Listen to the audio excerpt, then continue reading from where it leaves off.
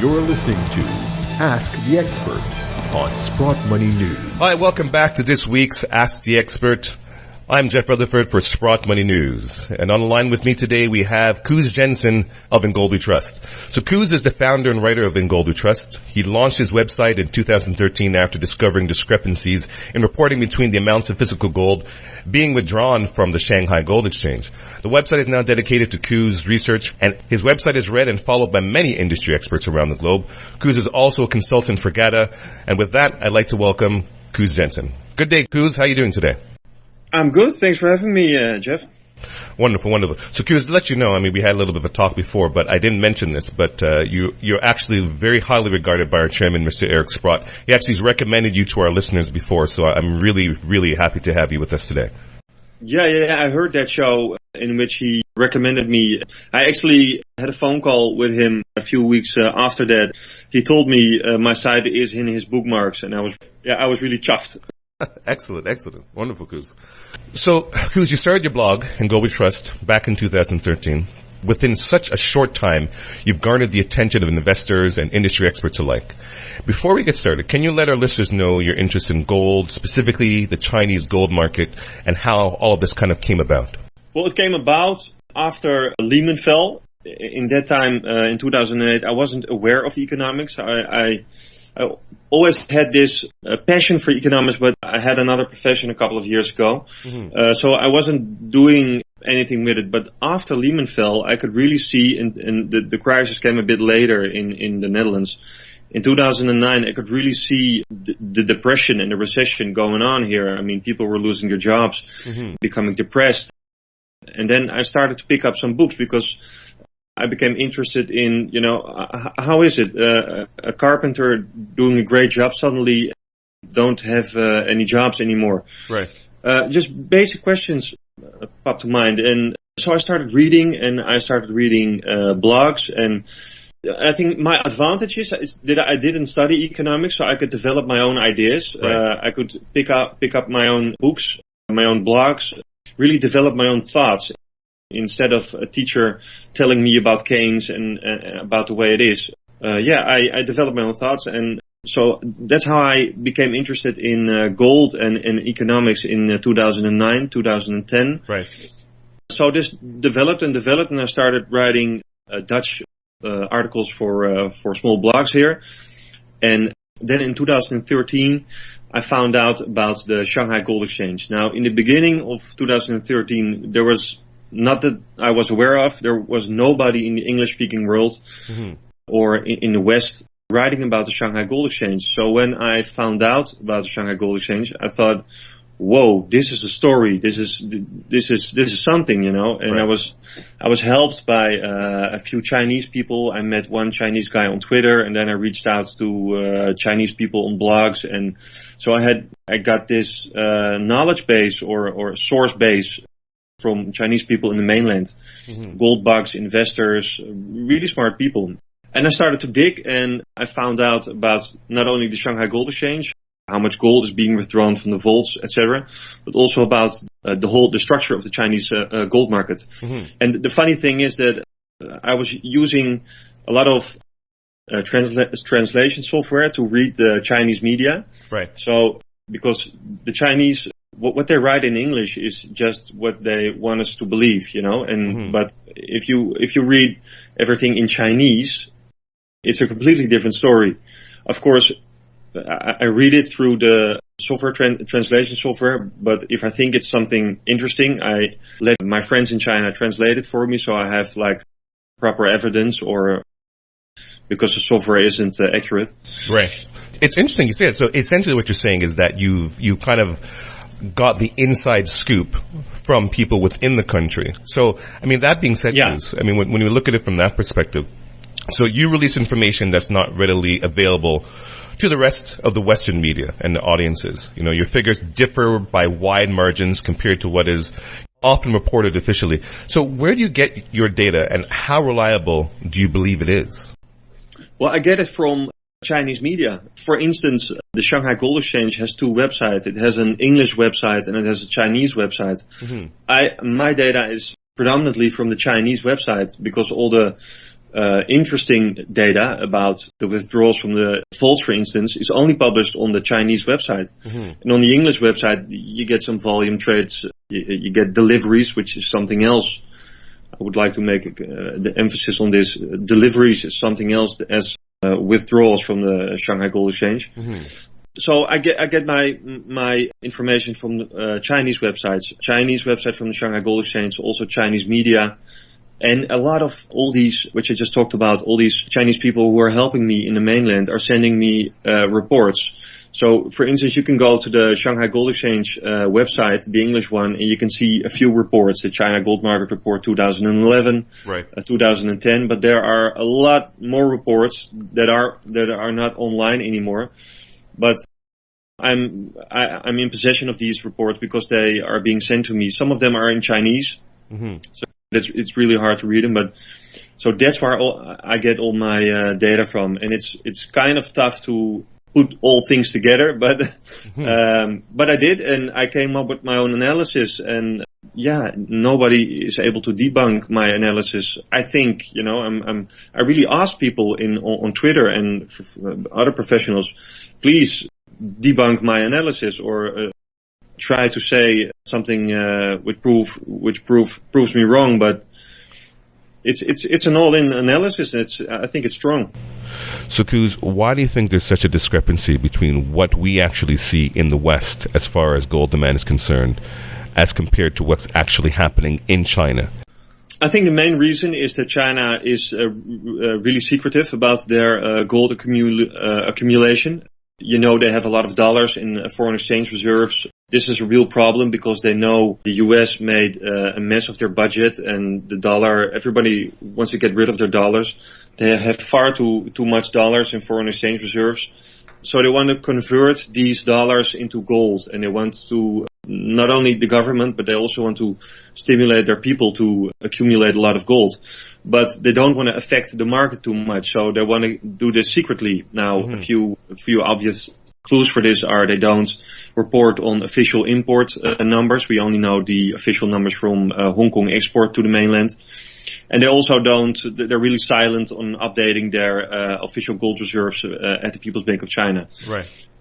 So all in all, they want us to believe their gold demand isn't that much. So the China gold, and it's obvious, according to my analysis, before 2007 or 2008, they were quite honest about gold demand, and after 2008, they started lying a little bit about certain numbers to hide demand. So the China Gold Association, their official numbers are more or less the same as the World Gold Council, which is about if we talk about 2013, Chinese gold demand they claim is 1,100 tons, more or less. That's what they want us to believe. Right.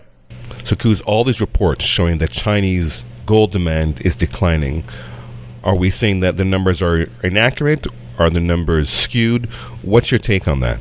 Well, in 2013, the Chinese gold demand was huge, and also in the beginning of 2014, it was huge. Right. So, like I just said, the World Gold Council said it was 1,100 tons demand. In 2013, I say it was at least 2,200 tons. Okay. Excluding People's Bank of China demand. Demand is dropping at the moment. In the last 6 weeks, I can see from looking at the withdrawals from the Shanghai Gold Exchange, which is my primary benchmark for Chinese demand. I can see it dropping right now, which isn't so significant because they had an immense, really extreme start at the beginning of 2014. And from those extreme levels, it's going to just high levels. Like in the beginning of 2014, weekly withdrawals from the Shanghai Gold Exchange vaults, which is Chinese demand, was sometimes 60 or 70 tons, which transcends global mining production. Right. And now it's 30, 40, last report came out was 25, I believe. So it came from very strong to less strong. Right, right. So you mentioned actually before on your blog that China may be releasing its updated holdings either this year or the next. So once they do, Koos, do you believe it will have an impact on the gold price globally?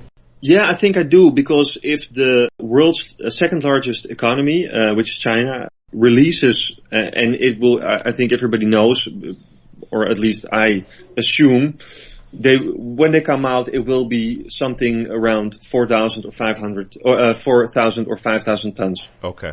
Now, if they, and this is because me and a lot of other analysts look at the gold to GDP ratio. Not we don't look at foreign exchange ratios, but at gold to GDP ratios.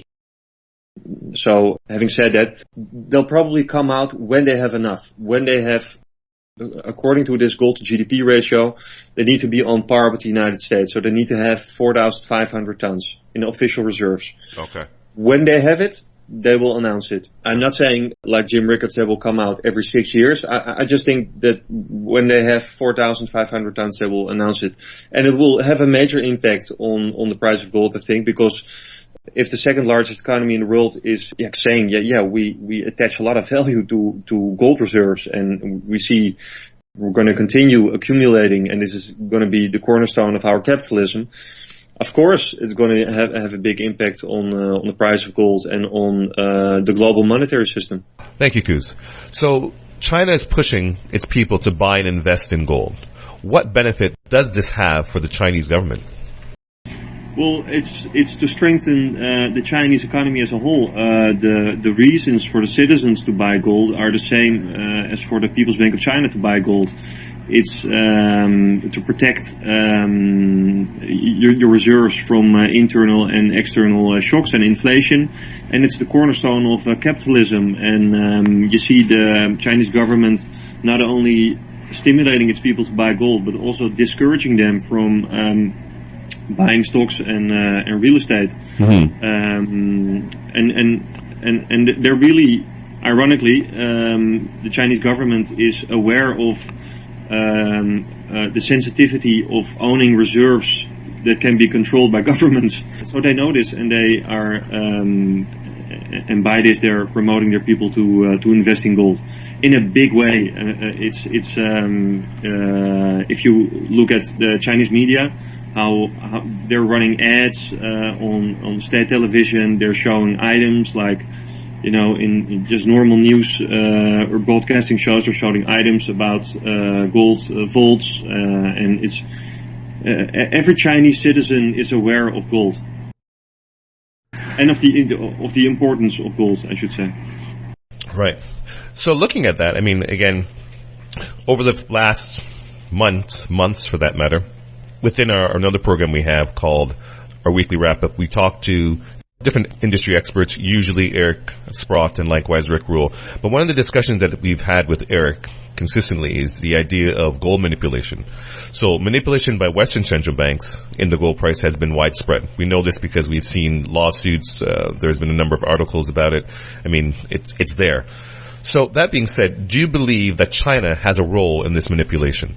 Yeah, I do think so. Yeah, what I think is that the gold price at this moment is being manipulated in the Western markets, but in conjunction between, let's say, the West and the East, or the United States and China. Mm-hmm. The United States and China are sort of in a marriage. It's becoming a bad marriage, but they can't really live without each other at the moment. So maybe they want to divorce in the future, but those things take time, certainly when it comes to economics. But a couple of years ago, the marriage was China exports a lot of goods towards the United States. Dollars are being sent back, and China bought U.S. treasuries with those dollars.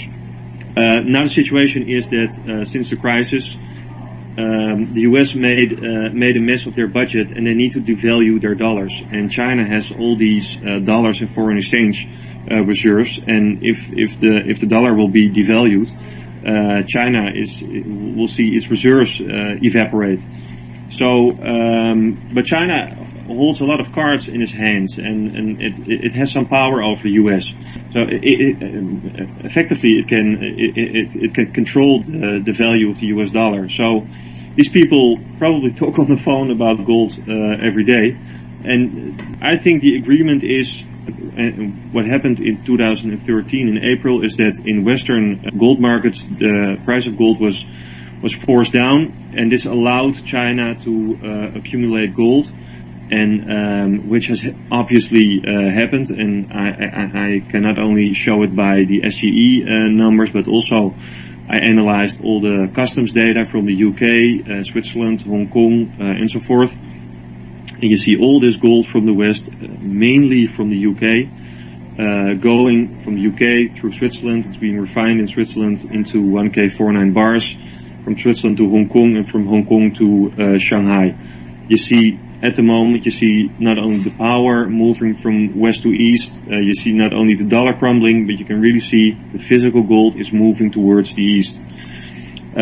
So I think it's a cooperation between the West and the East to manipulate the price of gold at this moment, and I think it will be in the interest of both to, if China has accumulated enough gold, it's in the interest of both to let the price of gold slowly rise.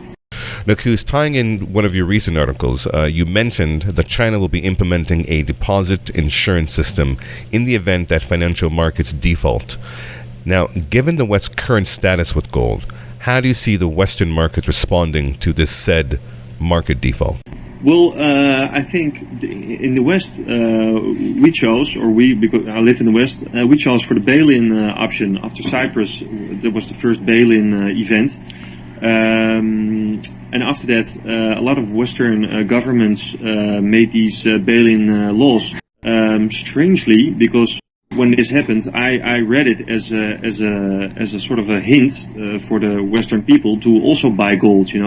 Seek safety, get your money, or think about your financial health, take responsibility, buy some gold. But of course, they can't say this out loud on television. But I read it as be prepared because bail-ins are coming. Now, funnily enough, Western people have such confidence in fiat money, they don't buy gold, or not in the amounts the Chinese people do. But that was this is how the West is doing it, through a bail-in option. And now it seems the Chinese government, with their new deposit insurance system, is taking it another way. And probably we'll be seeing some defaults in China. We saw a corporate bond failure a couple of months ago or weeks ago. And I've heard, I don't know if it's true, but if the new deposit insurance system is implemented in China, they will let banks fail, simply put. Just to warn the people, or just to let the people know, take responsibility for your own financial health and buy gold. There you go. Oddly enough, my next question to you was, what would you recommend as the best course of action against experiencing major financial losses? But essentially, that's what you're saying, is to buy gold. Yeah, buy gold. I have most faith in gold, not only because all central banks in the world hold gold and the Chinese government. Like, if you look at the Chinese gold market, and China is really going to be leading in this, because it will be, I think, in a couple of years, or in 10 or 20 years, it will be more powerful than the US, and so the Chinese are leading in this, and they chose gold as the cornerstone of their capitalism. All the laws in China for accumulating gold, I should say it differently.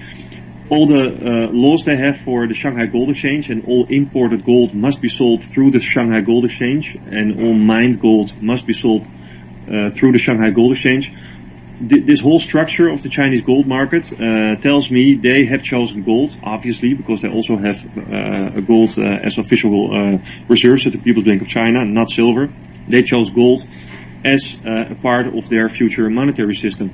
So that's why I'm more of a gold bug than a silver bug. But needless to say, if gold goes up, silver will follow. But I would say protect yourself and buy some gold. Excellent.